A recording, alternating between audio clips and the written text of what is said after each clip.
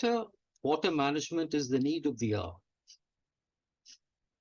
This is important. There is need for a centralized water regulatory authority with teeth. The emphasis being with teeth. It's not merely, this shouldn't just be something that makes recommendations. It should have the capability of enforcing what has been agreed upon. In Israel, a centralized water authority was created and given autonomous powers to set things in motion. Water, a precious resource, was made a chargeable commodity.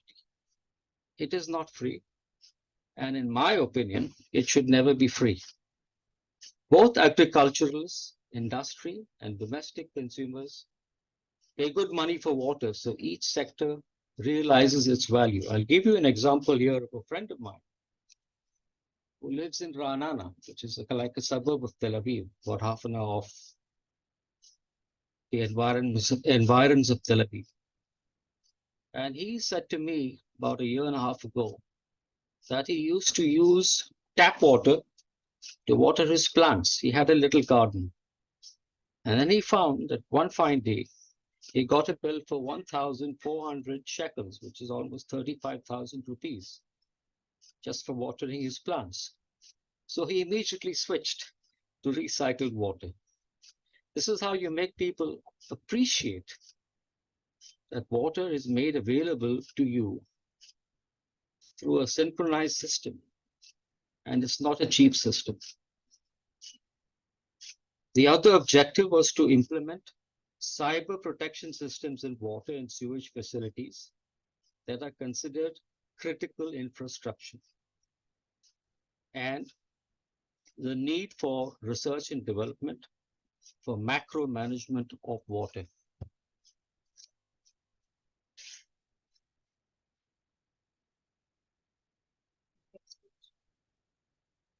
Going on, the other aims were to prevent water loss within the existing systems while monitoring for defects and leaks, to promote methods and processes for water recovery and seawater desalination while making them cheaper and more economically viable, as I said a few minutes ago, and to implement a cyber protection system in water.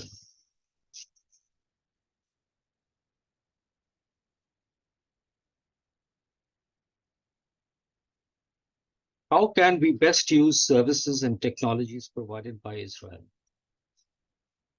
Before we go that, a little blurb. Today, Israel is the leader in the field of water management. Its water loss rate, and this is significant, is only 8%, compared to about 40% in developing countries and 24% in Europe. So, how can we best use services and technologies?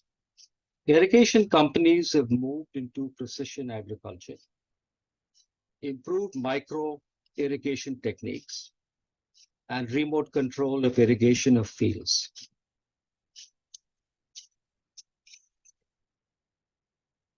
With 180 companies in the water sector, Israel offers a wide variety of advanced water technologies, such as monitoring water quality using AI, GIS-based water leak detection to identify the smallest of leakages and penalize the owners, and cyber protection of water systems and water corporations.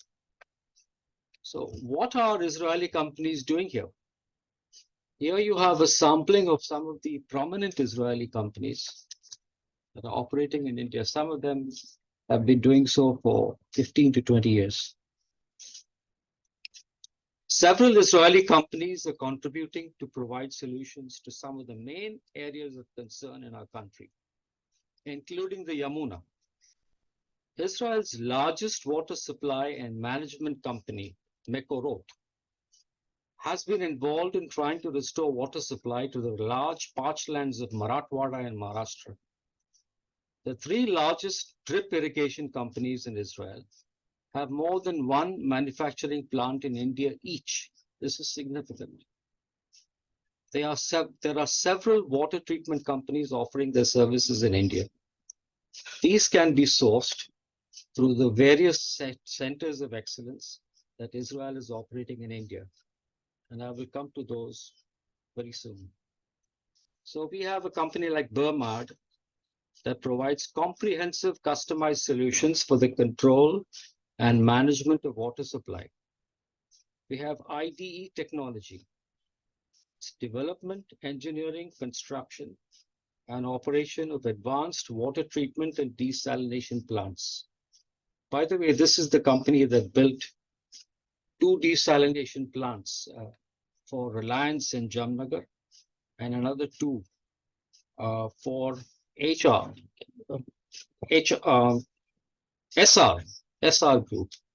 And they've also done the smaller project in Chennai, the 40 MLD project, quite significant. Netafim, Rivulus, Nandan Irrigation and Plastro offer drip irrigation solutions with production units of their own in India, as I mentioned. Ayala Aqua, a very interesting company, has a nature-based solution approach to simultaneously provide water security and carbon footprint reduction, restoring environmental balance. This is one of the companies that cleanses water through vegetation, through plants. And they have been operating, Dr. Hari, quite extensively in Hyderabad and in Bangalore. Their forte is to clean up the water supply in golf courses, in public parks, public spaces, and have been doing a lot of good work all over the country. WaterGen is a pioneering Israeli company that has become the global leader in the atmospheric drinking water devices market, AWG. They make water out of air and have been supplying their products in Kerala. Now they've moved to other states too. So here's a company that has been able to draw the vapor from the atmosphere and literally create drinking water for people in parched areas. A noteworthy project and concept that can be used quite effectively in many parts of the country. I'm sure you will agree.